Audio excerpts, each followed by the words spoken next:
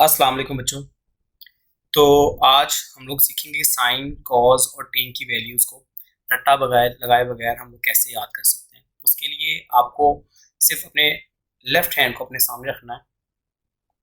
अब देखिएगा इस तरीके की मदद से आप फ़ौरन ही साइन 30, कॉज 30 इन सब की वैल्यूज़ याद कर लेंगे।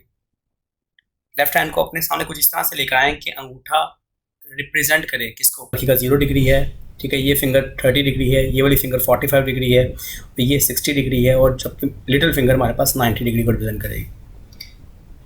अब अगर हम लोगों ने let's suppose sine theta find करना है, क्या करना है, साइन थीटा फाइंड करना है, उसका फार्मूला हमारे पास क्या होता है, square root of fingers below divided by 2।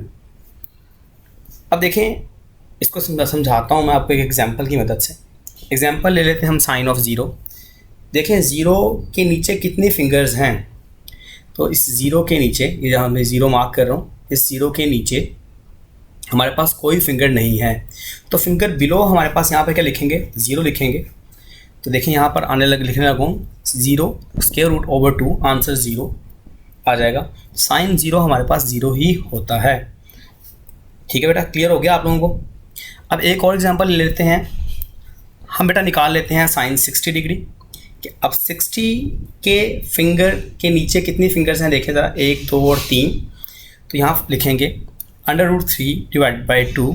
Sign 60 की वैल्यू √3/2 ही होती है। ओके बेटा, इसी तरह से आपने 45, 30 और 90 की प्रैक्टिस खुद करनी है और मुझे कमेंट में इसका बताना है आंसर क्या होगा।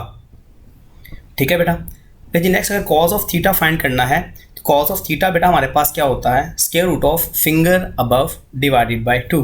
फिंगर अबव का मतलब है कि आपके एंगल से ऊपर कितनी फिंगर्स हैं। चलिए इसको भी एक एग्जांपल से हम याद कर लेते हैं। कॉज ऑफ 30, कॉज 30 के ऊपर कितनी फिंगर्स हैं, 1 2 और 3। तो आंसर आएगा स्क्वायर रूट क्या लिखेंगे, 3 डिवाइडेड बाय 2। ठीक है बेटा। एक और क्वेश्चन देख लेते हैं हमारे पास, कोज ऑफ 90 कर लेते हैं। कोज ऑफ 90 देखें, 90 एंगल के ऊपर कितनी फिंगर्स हैं, मुझे तो कोई नज़र नहीं आ रही बेटा, तो यहाँ पर 0 लिखेंगे। तो कोज हमारे पास √0 डिवाइड बाई 2, आंसर कितना आएगा 0। तो कोज 90 हमारे पास 0 होता है। सिमिलरली लास्ट बेटा हमारे पास है, हम टेन थीटा देख लेते हैं। टेन थीटा क्या होता है, square root of fingers below divided by square root of fingers above. ठीक है बेटा। अब देखें ज़रा गौर से देखें, जो हमारे पास 10 45 निकालते हैं, तो 45 देखें बिल्कुल हमारे पास ये फिंगर है, इसके बिलो कितने हैं बेटा, 2। ठीक है, और यहाँ पे √2 लिख दिया, और इसके अबव कितनी फिंगर्स है बेटा हमारे पास, 2। तो नीचे भी क्या लिख दिया, √2 लिख दिया।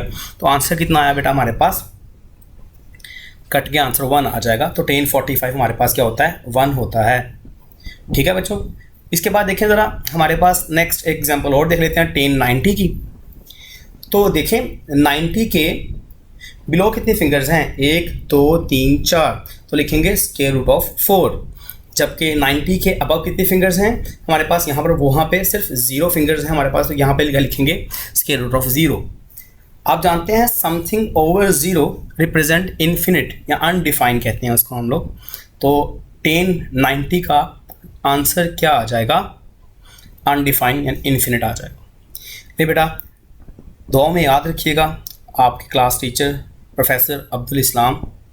और कोई बात समझ ना आए तो आप मुझसे कमेंट में पूछ सकते हैं। जज़ाकल्लाह, अल्लाह हाफ़िज़।